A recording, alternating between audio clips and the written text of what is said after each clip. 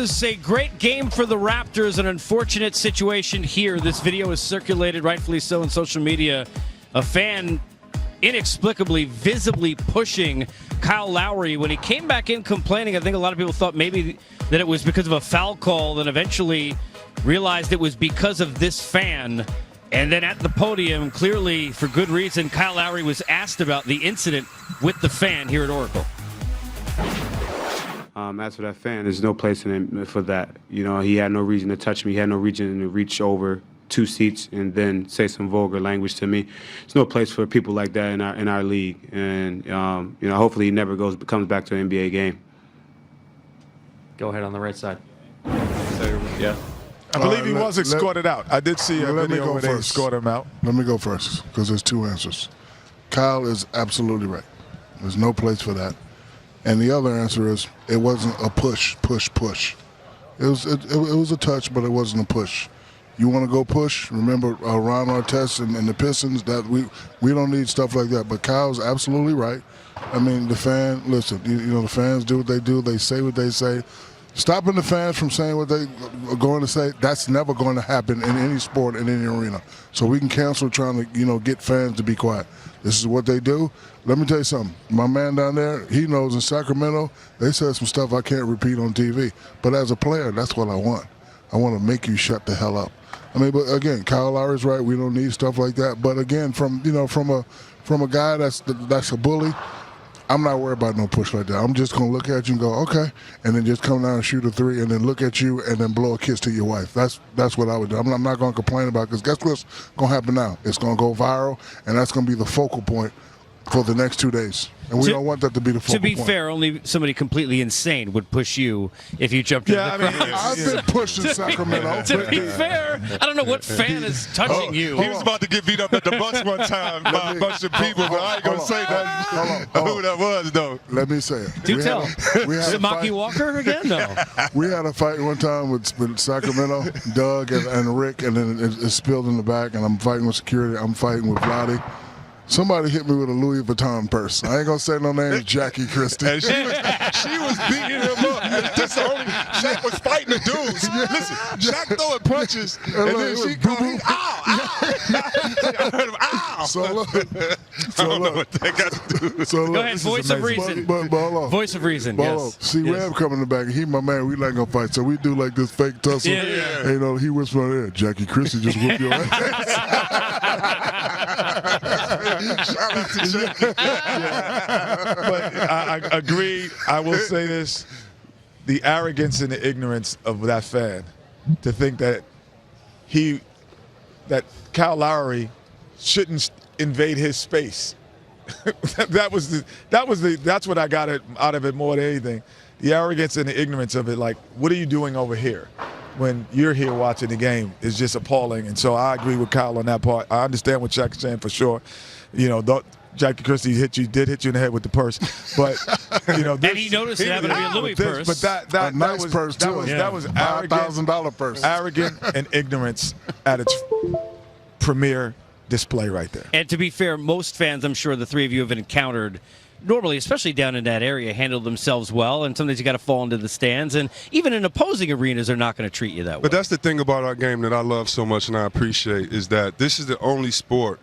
You could say hockey, but there's a glass dividing. This is the only sport where you can walk behind the bench and hear what the coach is saying to a team, where you could be that close. And so I, like many fans, we relish in that. We relish in, oh, my bad, I'm sorry, I got beer in your suit. Hey, send them some food over or whatever. But the fact that fan came over for two seats, and Kenny said the arrogance, it was almost like he wanted something with it. You know, he was uncontrollable with his energy, and you just don't like seeing that. But again, as well, can you see that clip again? I would have turned that down in talking about it, because Shaq is right about this. You just don't want to give the other team something to talk about or to take over. I thought Kyle, that was about right. I think so, but I think also because he got asked a question. Hopefully he got kicked out, and I'm going to keep moving, you know. Because watch how the guy all of a sudden, and I think the other angle is a little bit better, but he tries to come over and he makes it his business. Look at this. He's not even in it. Like, you make it your business. Yeah, like, get over. Even the lady next to him tries to stop it. Like, come on, that's not what he was doing. What was he doing? I mean, because his wife is a beautiful lady. He's like, hey, man, get away from my wife. She don't want your phone number. She don't want your Instagram. Get your ass up out of here now. Out of control. He's out of control. You're out of control. And I'm out of control. Excuse me, C-Web, could you tap that girl for me? I would say something in French to save all this, but I don't think it's savable. No. Listen, Just similarly, Steph Curry tried to save a situation without playing with Klay Thompson. 47 points, historic performance. Here he is at the podium. First question here in the third row. Hey, Steph, congratulations on your career high in the playoffs. My question for you is, you played over 100 games without Klay, or 100 games with Klay. Talk to us about not having him tonight and kind of how that impacted the game. I mean, any injury in the playoffs is tough, but especially a guy like Klay, who's been so durable his whole career, and especially in the playoffs, and the way he had been playing as of late. So, it's no secret that we're a little injury plagued now, and guys trying to just find a way back to the court. But the moment is now. You got to try to have next man up mentality, like we always say, and just go out and fight. We did that tonight. We can play better, obviously, better on the defensive end. But I like the competitiveness that we had. Understanding, like we're missing 50 points pretty much between Katie and Klay, so we'll adjust, and it's a long series. It's gonna be fun for us. As of now, do you expect to see them or have them back on Friday? I mean, I'm not sure. That process takes care of itself when with the work that they're putting in, our training staff and all that. Janie, all the way in the back. Hi, Steph. Janie McCauley from AP. Each time you had a big shot, it seemed like they found an answer every time from multiple guys. How difficult was that? I mean, they came down and hit big shot after big shot. Yeah, they played well the whole game. Like you said, every time we made a run or got the crowd into it, they either made a tough three or there was a tough foul call and they slowed the tempo down or something went their way. So, it's just how it goes sometimes. You have to tip their cap to all the guys that made pivotal plays in the right times. I think defensively in the first quarter we can get off to a better start to hopefully take a little bit of rhythm away. I think giving up 36 in the first quarter is tough, especially with a couple of guys down on our end. So we got to correct that for Game 4. But like you said, they played well. They deserve to win tonight. In The Guardian, Steve Kerr told us before the game tonight that Klay was desperate to get on the court. What was his reaction when the training staff told him that he couldn't play? What was that like to witness? I didn't see it actually, so I don't really know if there were any fireworks or anything like that. But Klay was, like you said, he was giving it everything he had to be out there tonight. I think wisdom prevailed in terms of this is a potentially 7-game series, and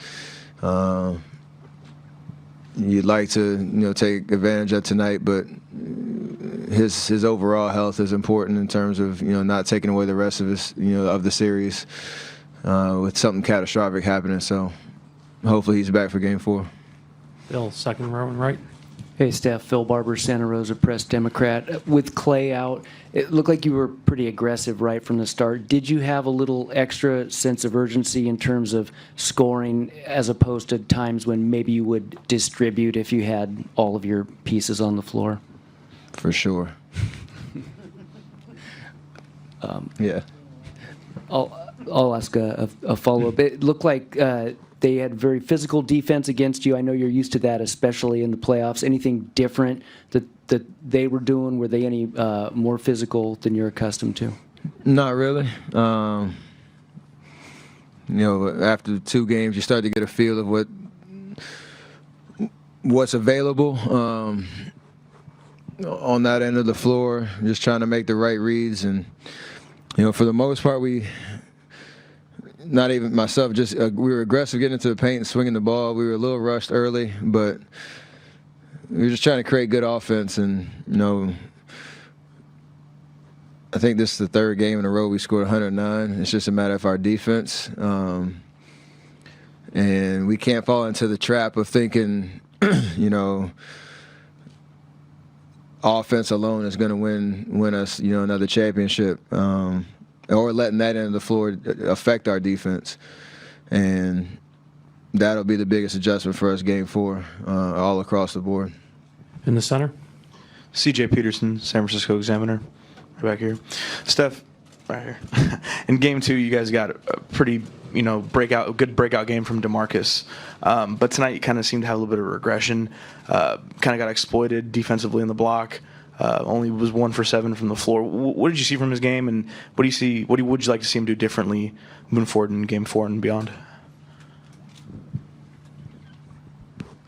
There's nothing different he should do. Just continue to play with confidence, and it was a rough go in terms of when he had the ball in his hands. There were some calls that were a little iffy, honestly, in terms of him being aggressive in the paint and not being able to finish for a lot of different reasons. Defensively, it's all 5 guys being on a string, and that's something we pride ourselves on. 1 guy, 2 guys aren't gonna, do the job by themselves, and we can help cover each other. So, like any great player, if you have a rough game, that resiliency to bounce back and the confidence to know that you can still go out there and impact the game. That's something that he'll bring, and we all will follow suit for sure.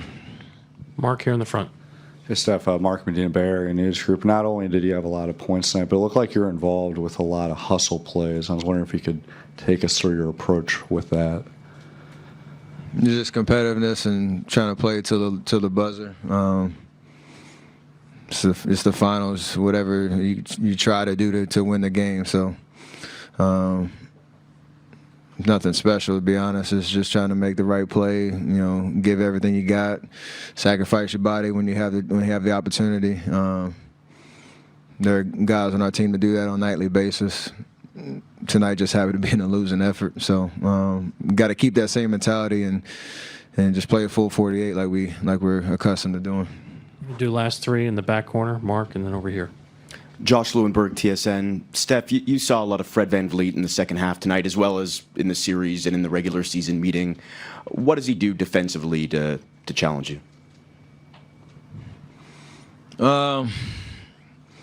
He's just consistent. They usually try to, have him press up full court, try to make me work. I just try to, make the simple decision, continue to, try to get downhill in the paint, and honestly, the way that they load their defense, in transition sometimes, or even in the half court, he knows he has help behind him, so he can be a lot more aggressive on the ball, and they give him the freedom to do that. But like tonight, from the start, I felt like I could get to where I wanted to go on the floor. It's just a matter if you make or miss or make the right play, distributing the basketball.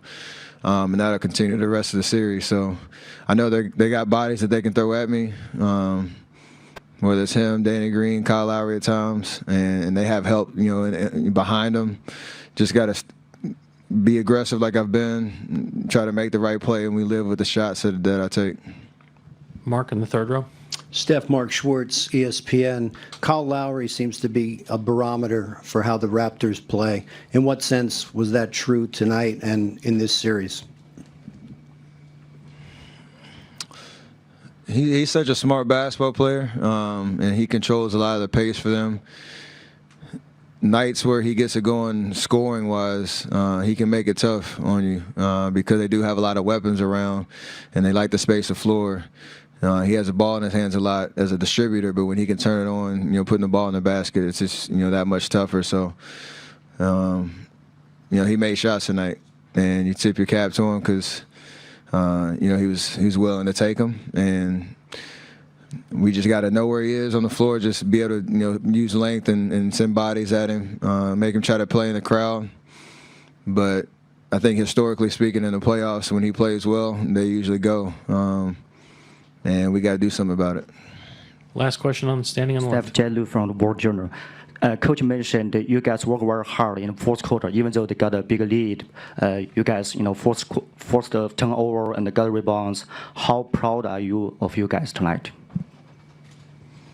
I mean, we fought, but we lost. So we got to go back to the drawing board and just recalibrate for Game 4. It's kind of been like a roller coaster type of series these first 3 games, and I like the things that we saw tonight that we can make adjustments on and protect home court, on Friday. So we're gonna compete no matter what happens. You can count on that. So just got to execute and play smarter. And no matter who's out there on the floor, do what you got to do to win. It's the finals, man. Opportunity for us to get back in the series on Friday and take it from there. Thank you, Steph. This concludes the session in here for tonight. It is time now for the shot chart presented by our friends at Kaiser Permanente. You look at Steph Curry. Historic performance with 47 points. Again, most he's had in the first quarter in the finals with 17, and the same with his 25 in the first half. Unfortunately, not enough. Big part of it, the depth and the defense of the Raptors roster. Ours expands. Jared Greenberg and B. Wood, Brendan Haywood will take it for the next